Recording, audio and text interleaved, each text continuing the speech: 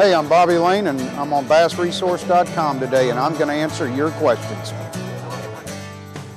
So Bobby, how far in advance do you start prepping for a tournament? Well, it depends. When I prep for a tournament, you know, if it's around my home state, Florida, not very much at all, just because I know most of the waters, and I just, you know, play the weather really for those tournaments. But for, you know, ones out of state, or, oh, there's a bite, that I'm not real familiar with. See if he wants it again. You know, I'll prep. Our off limits are a month, of course, so, you know, if I need to make a phone call in between then and the tournament, I'll do that. But, you know, with 2.5 days of practice, you either got to be ready to go or take a serious butt licking. So you do all the prepping you can, but, you know, I like to fish my strengths about anywhere I go. So a tournament like this, it's so important, and it can be a life changer. You know, I prepped seriously for this one, but most of the other ones, it's basically just kind of run and gun as you go.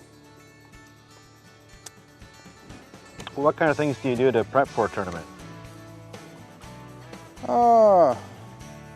You know, learn what the lake's capable of. Look, see what kind of baits they catch them on, you know, and what the lake has to offer. If there's some flipping to do, then, you know, look and see where that's at and time of year, if it's going to produce, or, you know, throwing a spinnerbait or a jig or something like that. You know, shallow, I like to look for what I like to do as far as fishing wise, prepping for a tournament. So what do you think tournament fishing could use the most right now?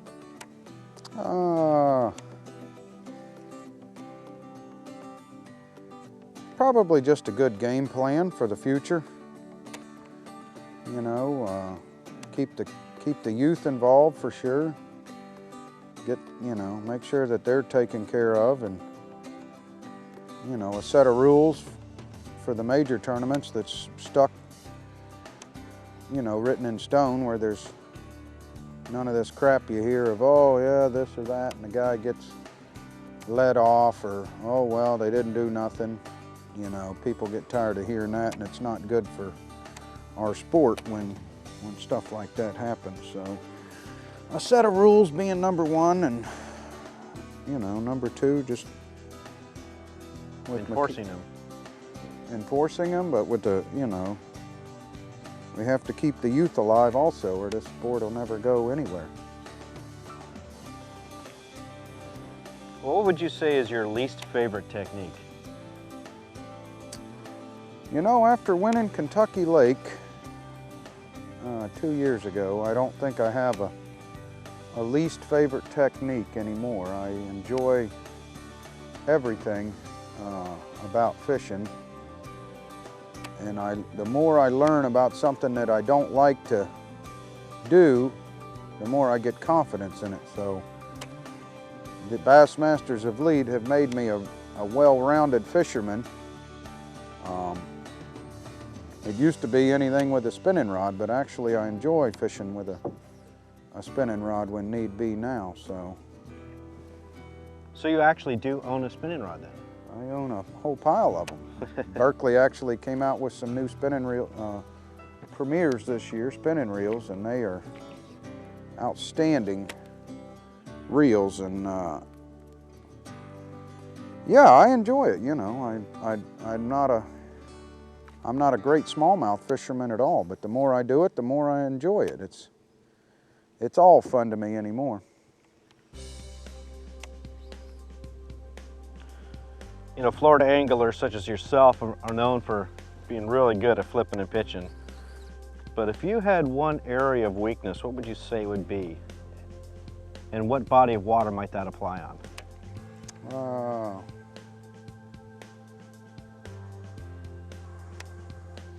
Probably smallmouth fishing at anything that has to do with smallmouth, and it's those are big lakes, and they're, you know, it's tough to read.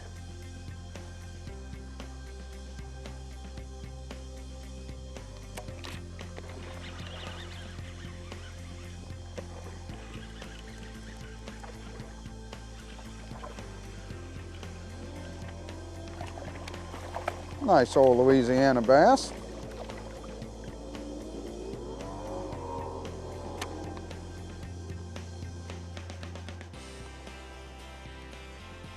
A little fatty. That guy left at just the right time. But smallmouth fishing's probably some of my tougher, they're just bigger lakes. You got to use all kinds of different stuff, you know. The Berkeley gulp is, of course, one of the best things to use, period. And drop shotting and stuff like that. It makes it tougher for me to adapt to that than it does fishing freshwater with shallow water and stuff like that. But when you're flipping and pitching a jig and the bite is really tough, what's one of the first changes you'll make?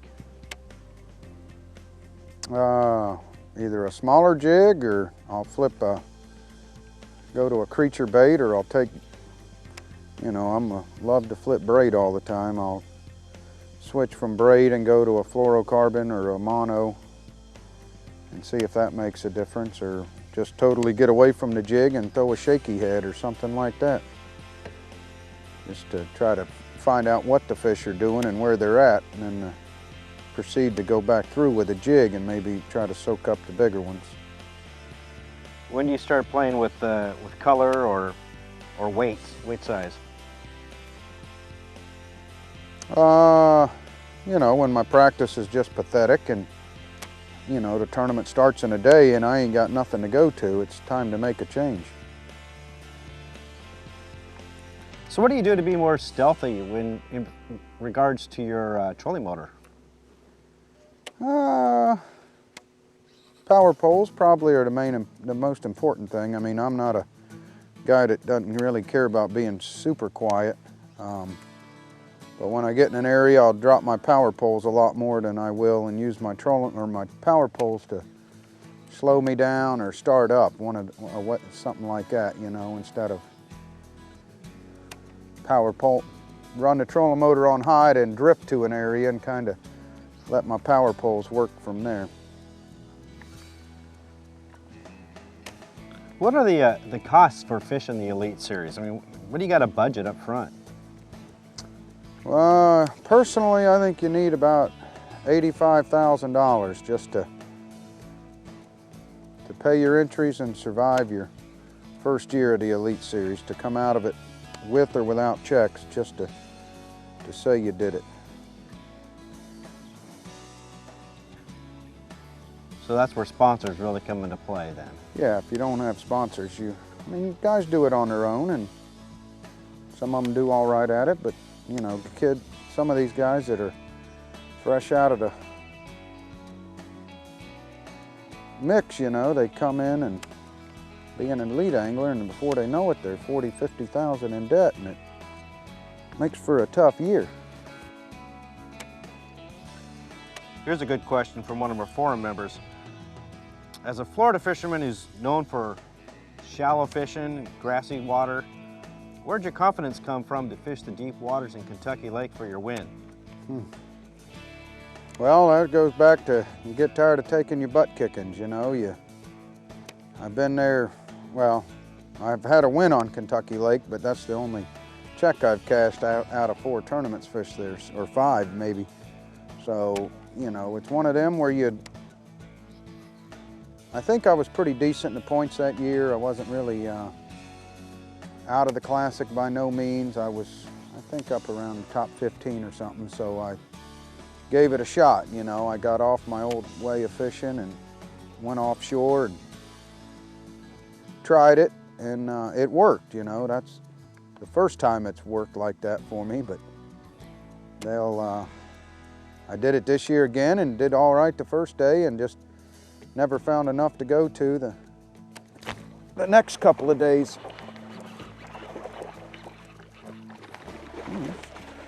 Some nice fish in here. I might not need to be sticking all these things.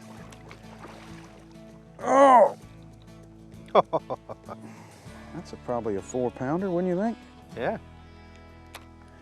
Gee whiz. I think.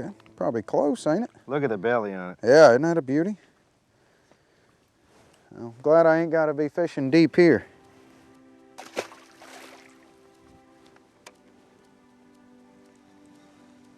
You know, compared to Kevin Van Dam and Shaw Grisby, Gary Klein, you're a relative newcomer to the sport. Do you think there's any, or do you feel any additional pressure to win the Classic early on in your career? Well, I don't know if it's called pressure, but you always want to win. You know, I won my first Elite Series, and it's not like, you know, as soon as I came out of the gates, I battled in through a year and won Rookie of the Year and came close in a few events and Florida to winning, but missed them. And you know, I don't feel the pressure to win. You know, tell me that on Sunday if I got a shot at leading this tournament, and maybe I will then. But you want to fish to the best of your abilities at all times. I mean, the guy, you know, Kevin Van Dam, Skeet, Iaconelli, Hackney, and Gary, and you know, Shaw, they've all want to win the Classic, and I know the pressure's on all of them, but, you know, I'm trying to become a better angler every year I'm out here, and try not to make as many mistakes as I did when I was younger. So I don't feel the pressure to win one, but I would love to win one. You know, you don't want to, not that Gary's got any pressure on him, but I think he's at 28 or 9 Classics and hasn't had a win. And, you know, nobody will probably, half the guys that ever fish for a living will never say they made that many Classics. So, you know, all in all, he's a tremendous competitor just to make that many and make that many Classics, and how many ever years he did it. But, you know, I'm ready, I'm hungry. I've won one in 2009 and I've won a few Opens or Strins and finished second in several Opens and made, you know, enough top 12s in my career to say that I'm hungry for a tournament win for sure. What do you think your peers think about your early success? Well, I hope they know it came from, you know, just a lot of practice and diligent and being confident in what you do, you know. I mean, I love to fish. I think it's a God-given ability that I have, and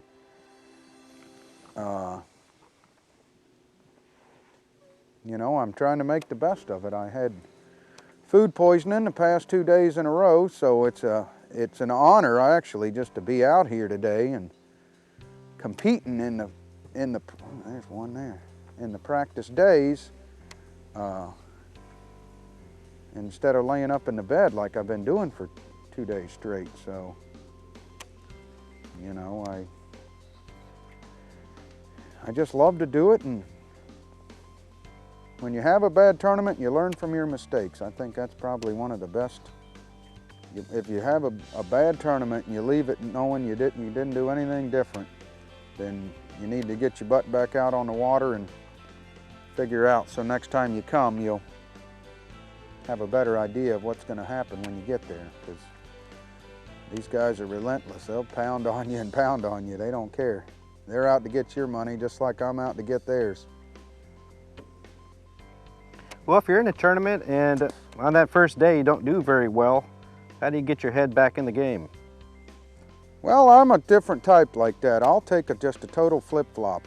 If it didn't work the first day, I don't go back and try to make it work the second day. I'll gear up, have my head ready, and tell myself I'm a better fisherman than what I was that day there. And, you know, no, there's another one. 8 out of 10 times, that works. you know, stay positive about things and don't get yourself in a rut. Everybody's going to have a bad day. I've seen the best guys in the world stumble 2 days in a row or 2 tournaments in a row, but at the end they're always consistent. And, you know, that means a lot. There's another one. Feels like a big one there.